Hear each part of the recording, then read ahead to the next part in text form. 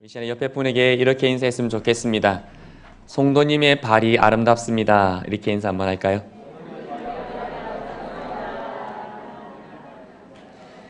뽀대를 진행하면서 어느 때보다 발에 땀이 나실 거고 종아리가 뭉치실 터고 얼굴이 화끈화끈 하시겠지만 가장 귀한 시간들인 줄 믿습니다. 오늘 예수님께서 거라사인의 땅에 이르렀습니다. 그리고 그곳에서 한 사람을 만납니다. 거라사가 어떤 지역이냐면 3,000년 이상의 역사를 가지고 있는 도시였습니다. 그리스 시대에 큰 도시로 성장하기 시작해서 나중에는 왕이 다니는 길로 임명되어질 만큼 아주 부유한 도시로 되었습니다. 그리고 예수님 당시에 로마 제국 전체에 있어서도 아주 부유한 도시 중 하나였습니다. 고고학적으로 그 지역을 발굴을 하였는데 그 거라사 지역에 지하에 완전한 하수도 시설이 되어 있었다고 합니다. 이미 그 시대에 그 지역에 도시 지역에 완전한 하수도 시설이 있었고 그리고 2개의 야외 원형 극장이 있었다라고 합니다. 그리고 여러 신전들이 있었는데 제우스 신전과 술과 포도주의 신인 디오니소스를 위한 신전, 그리고 거라사인들이 수호 여신으로 섬겼던 아데미의 신전들이 여러 개가 발견되었다라고 합니다. 그리고 1,000평이 넘는 대규모 목욕탕이 2개가 발견되었고요. 그리고 대형 경마장, 길이가 260m, 폭이 80m 되는 대형 경마장도 있었다고 합니다. 아주 번화한 도시였습니다.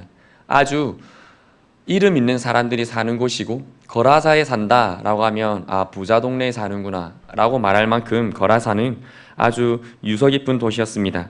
하지만 이런 부유한 도시였고 수많은 신전이 있었고 수많은 유흥거리가 있었고 수많은 문명이 발달하였지만 그 도시에서 결코 해결할 수 없는 것 한 가지가 있었습니다. 그것이 무엇이냐면 오늘 바로 예수님이 만나신 귀신 들린 한 사람을 고치지 못하였다라는 것입니다. 오늘 수많은 문명을 가지고 있고 많은 사람의 인정을 받고 왕의 대로라고 인정을 받을 만큼 세상에 많은 요건을 가지고 있음에도 불구하고 거라사인들은 귀신 들린 한 사람을 어찌할 줄 몰랐습니다. 그래서 어떻게 해보려고 쇠사슬로 묶었는데 그 귀신의 힘이 너무나 세서 쇠사슬을 끊고 그 사람이 광야로 나갔다라고 성경이 말해주고 있습니다. 그 뒤로는 아마 거라사 지역에 그 귀신 들린 사람이 광야로 나간 이후로는 그 지역 사람들이 별로 그 사람에게 크게 관심을 가지지 않았을 겁니다. 그 사람이 있는 곳을 지나갈 때나 아니면 그 사람이 갑자기 크게 소리를 부르짖을 때나 갑자기 깜짝깜짝 놀라면서 또 저러네 라고 쳐다볼 뿐이지 정말 그 사람에 대해서 크게 관심을 가지지 않았을 겁니다. 만약에 그 사람에 대해서 깊은 관심이 있었고 그 사람이 정말 귀신이 나가기를 원했고 그것 때문에 안타까워했다면 예수님이 오셔서 그 사람의 병을 고쳐주셨을 때에 그 사람들은 돼지떼를 볼 것이 아니라 온전하게 앉아있는 그 사람으로 말미암아 하나님께 찬양을 드렸을 겁니다.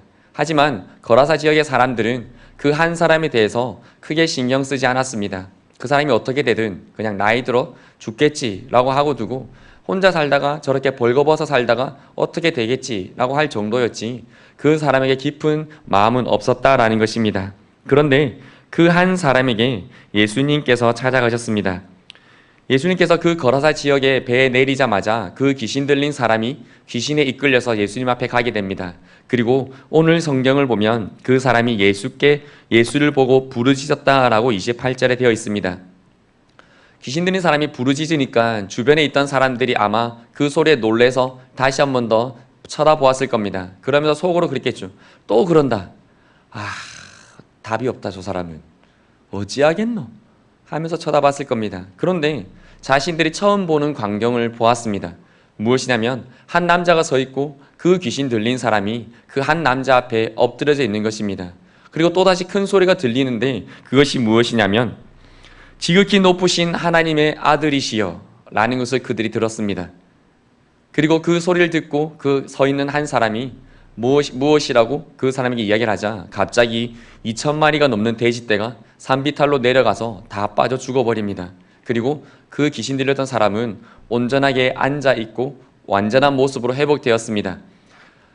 그것을 보고 그 사람들은 도시로 들어가서 예수님이 어떻게 일을 행하셨는지 어떻게 이 귀신 들린 사람이 온전하게 되었는지를 얘기하고 그 지방 사람들은 아이러니하게도 예수님을 두려워하고 그 지역에서 떠나가기를 구합니다. 아마 이것 때문에 두려웠을 겁니다. 이 사람이 여기 있어서는 더 큰 사단이 나겠다. 돼지 2,000떼가 아니라 더 큰 것도 없어지겠다. 지금 돼지 2,000마리가 죽은 것도 어떤 그 사람이 직접 죽인 것도 아니고 갑자기 산비탈로 내려갔으니까 그 사람에게 책임을 물을 수도 없고 그렇긴 한데, 아무래도 이 온 사람, 이 예수라는 사람 때문에 이 2,000마리가 죽은 것 같고, 그러니까 만약에 이 사람이 우리 동네에 더 크게 있어서는, 더 오래 머물러서는 더 큰 손해가 나겠다라는 것이 두려워서 예수님 보고 그 지역을 떠나달라고 했을 겁니다. 아무튼 오늘 성경은 이 과정을 통해서 한 사람이 온전하게 회복되어졌다라고 이야기를 합니다. 이 이야기를 나누면서 우리가 한 가지 생각해 보았으면 좋겠습니다. 예수님께서는 이 한 사람이 2,000여 마리의 돼지 떼보다 귀하셨을까요? 어떻게 생각하십니까? 귀하셨다고 다 생각을 하실 겁니다. 왜냐하면 이미 성경에 이 한 사람을 위해서 예수님께서 2,000마리의 돼지 떼를 죽이셨기 때문입니다. 그러면 우리가 한 가지 더 생각해 보기 원합니다. 이 한 사람이 거라사 지역에 있는 수많은 사람들보다 중요하셨을까요? 오늘 예수님께서 만약에 이 한 사람을 그냥 지나쳐 치시고 그냥 비켜라 라고 말씀하셨어도 이 사람은 비켰을 겁니다. 귀신은 결코 예수님의 이름 앞에 어떠한 반항도 할 수 없기에 예수님께서 예수님의 앞길을 가로막고 엎드려 있는 이 사람에게 비켜라, 내가 마을로 들어가야겠다 라고 했으면 아무 소리도 못하고 길 옆으로 비켰을 겁니다. 그리고 예수님께서 마을로 들어가셔서 병든 자를 고쳐주시고 소위 말하는 거라사인들이 원하는 은혜를 베풀어 주셔서 거라사 지방의 사람들을 구원받게 해주셨을 수도 있을 겁니다. 그런데 예수님께서는 그렇게 하지 않으셨습니다. 지금 예수님 앞에 엎드려 있는 귀신 들린 정말 보잘것없는 그 유명한 동네, 그 부자 동네, 그 대단한 동네에서 버림받은 그 한 사람에 대해서 예수님께서는 고쳐주십니다. 그 사람에게 있는 모든 문제, 환경, 귀신들에 대해서 그 사람에게서 나오라 말씀을 해주신 겁니다. 그리고 예수님께서는 나머지 사람들을 그들에게 복음도 전하지 못하시고 어떠한 이적도 행하지 아니하시고 배를 타고 떠나십니다. 여기까지만 보면 우리가 생각하는 것과 너무나 다릅니다. 우리는 한 사람 빼놓고 1,000명을 살리는 게 낫다라고 생각을 합니다. 우리는 그래, 이 한 사람이 희생을 하고 이 한 사람이 죽고 아니면 이 한 사람이 죽는 대신에 1,000명이 살아야지, 10명과 1명을 비교해서라도 그래, 소수가 손해를 보아야지 라고 말하는 것이 우리들의 일반적인 상식입니다. 그런데 예수님께서는 그 한 사람을 살리셨습니다. 이것이 하나님의 은혜인 줄 믿습니다. 우리는 어떠한 모습입니까? 제가 어저께 그 뽀데이 3차 만남 후기를 이제 정리를 하고 영상을 만들기 위해서 이렇게 쭉 보면서 영상에도 나왔었는데 그러한 그 후기가 있었습니다. 태신자를 보니까 너무 화가 납니다. 사실 제가 순화해서 표현한 겁니다. 원래 적어주셨던 거는 태신자를 보니까 미쳐버리겠습니다 라고 되어 있었습니다. 한 대 콱 지어받고 싶습니다 라고 되어 있었습니다. 그리고 뒤에 적어 놓으신 것이 하지만 미안한 마음이 들었습니다. 왜냐하면 저도 예전에 똑같은 사람이었기 때문입니다. 그래서 그 영혼이 너무 안타까워서 그 영혼을 위해서 더 기도해야겠습니다 라고 했던 후기입니다. 혹시 우리의 삶이 여기에 한 사람의 모습은 아니었나요? 오늘 여기에 나오는 귀신 들린 한 사람은 세상에서 말하는 그 조건들이 모두 빼앗긴 사람이었습니다. 가정을 가지고 있어야 되고, 그리고 친구들과 우정의 관계를 나누어야 되고, 충분한 사랑을 받아야 하고 그 사랑을 나눌 수 있는 사람이 되어야 하는데, 그 사람에게 귀신이 들려서 그가 원하지 않는 환경 때문에, 그가 원하지 않는 것이지만 자기도 어쩔 수 없는 그것 때문에 그 동네에서 쫓겨나서 벌거벗기우고 무덤사에서 살 수밖에 없었던 사람을 예수님께서 찾아오셨듯이 우리 또한 외롭고 힘들고 소외받고 때로는 가족의 사랑을 받지 못하고 때로는 너무나 외로움을 당하고 때로는 너무나 힘든 일을 겪을 때에 주님께서 먼저 우리를 찾아와 주시고 우리에게 우리의 환경들과 우리의 문제 앞에서 그 사람에게서 나오라 말씀하시고 우리를 지금 이 자리에 불러주신 줄 믿습니다. 그것이 하나님의 은혜인 줄 믿습니다. 우리 모두 그러한 은혜를 받은 자인 줄 믿습니다.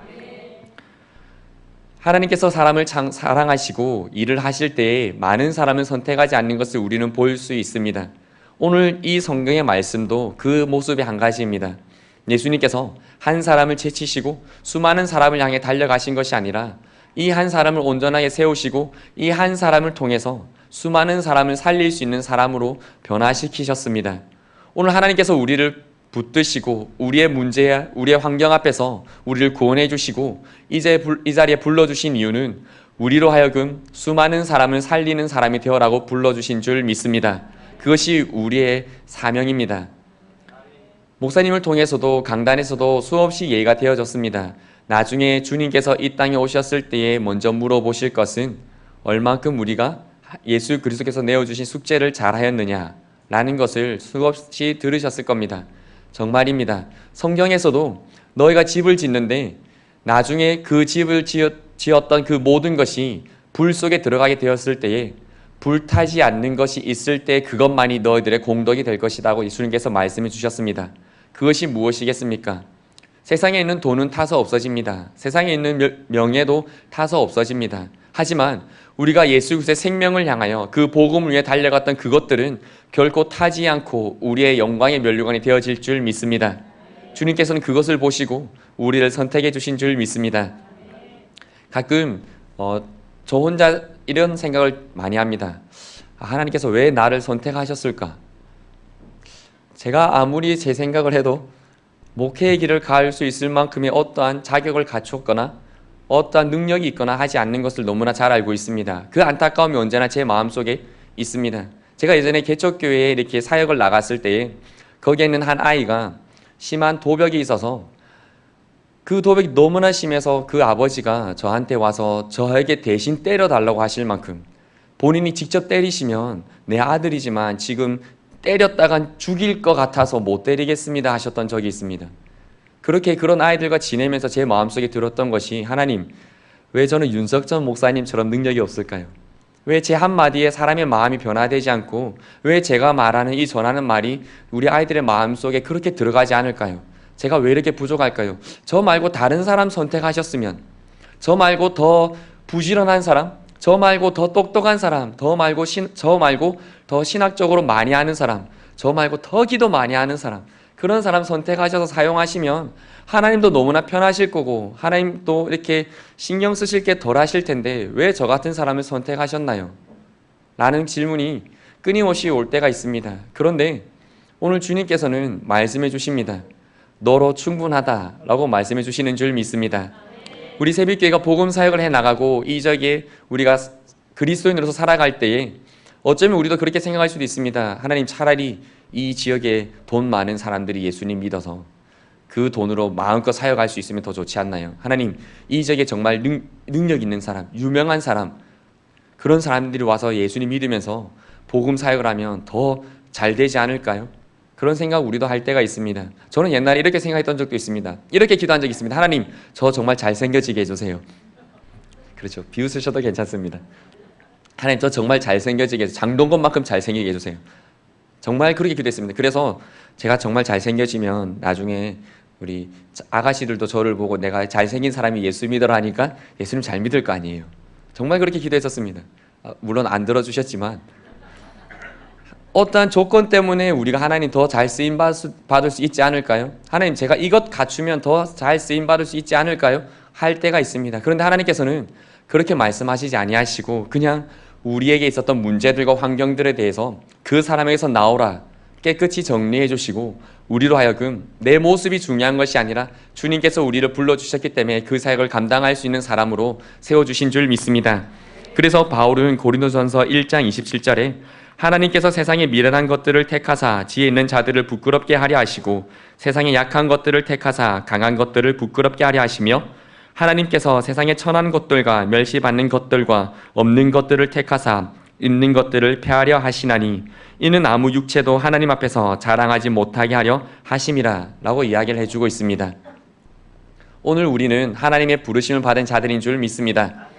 뽀대의 사역을 해 나가시면서 어쩌면 매년 이맘때에 마음의 부담이 오시는지도 모르겠습니다. 제가 성도님들 나오는 수를 뒤에서 체크를 하면 이맘때 사실 조금 줍니다.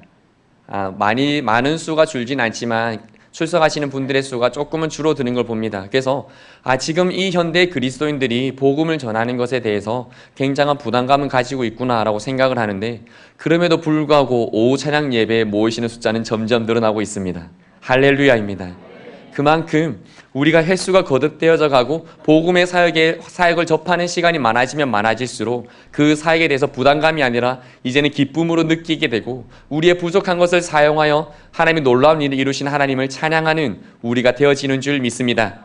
그것이 바로 하나님께서 우리를 부르신 목적인 줄 믿습니다. 우리 멈추지 않고 달려갈 수 있기를 원합니다. 지금도 주님께서는 우리가 만나는 수많은 환경들과 어려움 앞에서 동일하게 우리의 삶에 대해서 명령하십니다.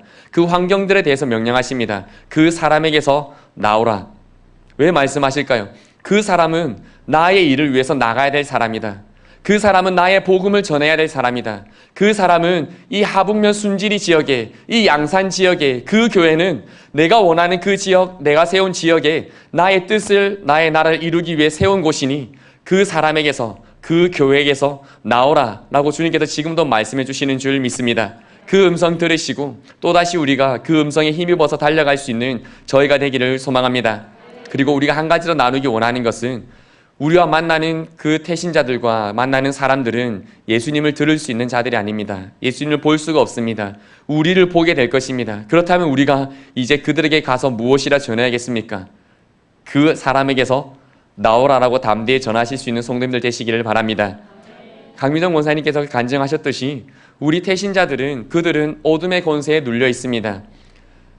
얼마 전에 교회 나오셨던 한 분도 지금 왜 못 나오십니까? 라고 연락을 하니까 교회 나오고 나서 사고가 나셨답니다.